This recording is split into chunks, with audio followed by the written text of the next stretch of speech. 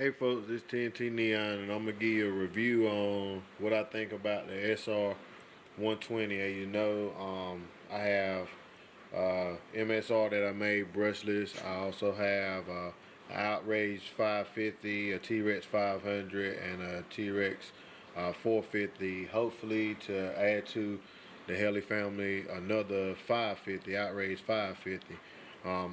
What can I say? The Outrage 550 is good flying heli. All right, but this review is about the SR. I took it out today, flew it. It did good. It did real good. I flew it in 4 to 5 mile an hour, 4 to 5 miles per hour winds. Maybe it was 6, um, but it was a little up there. You know, it was a little breezy today. Um, I flew this thing out there, and I was quite impressed with how it took it. The tail held, did nose funnels with it. The blaze, the blaze even did a blade fart. I did a blade. It blade farted 3 times. I was quite impressed with that, and it still held. I have two idle up settings in it. Um, The normal I have set in it is 0, 30, 48 and a half, 64, 76, 88, and 100. And in idle one, I have 37, 0, 37 and a half, 58, 71, 84, 93 and a half, and 100. And it seemed to hold it fine. Flying like that, I even got 6 minutes out of flying it in idle one. Um, it like I said, it flew real good. Of course, with a higher end radio is going to fly better. So, people who want to get into this heli, in the heli, in RC helis or anything, to pertain to air. Remember, your electronics what will make you and break you. Meaning, if you put cheap electronics on your stuff, you're gonna get cheap results. Not trying to be funny, but that's how it is. Um, so, if you know you're going to get in this hobby and stay in this hobby, I advise you to go ahead and get you a high-end radio.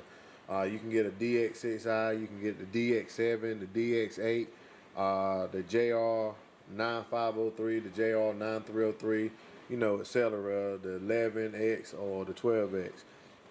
But remember, you pay for what you get.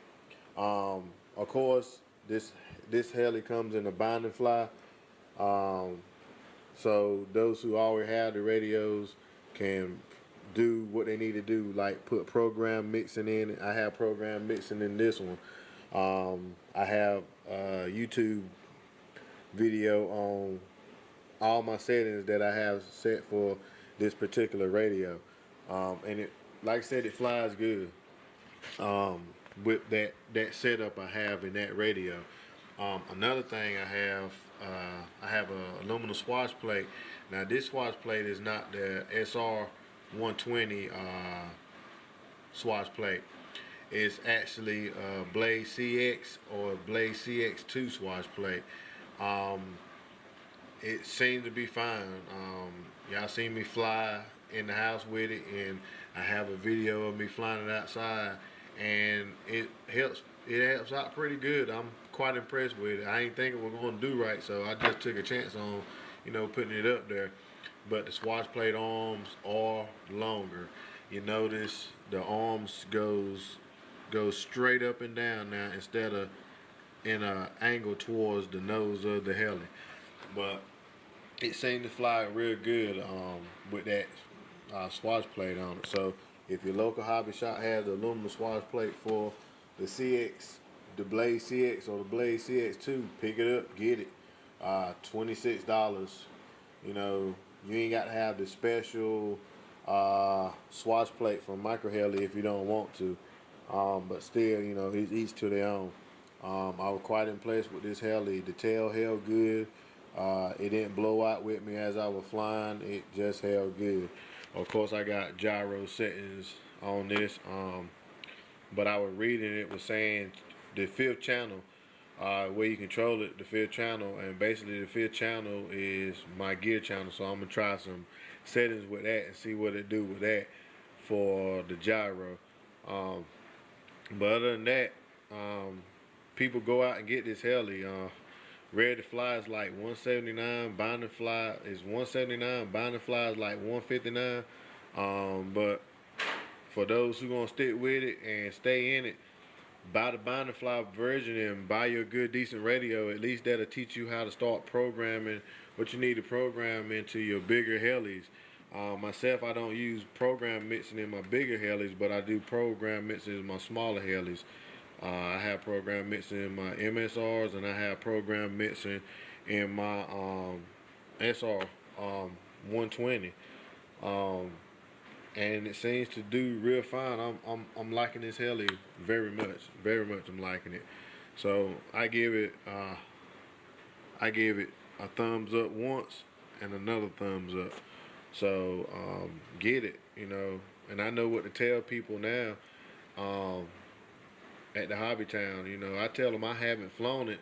I just hovered it with the regular radio, and it seemed fine with it. But since I got this one and I got it on my better radio, go out and get it. Put a better radio on it, and it definitely will show. It's good for. It's definitely a good flyer.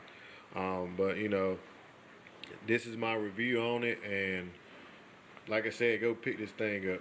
It's fun. It's real fun. I mean, it's a blast.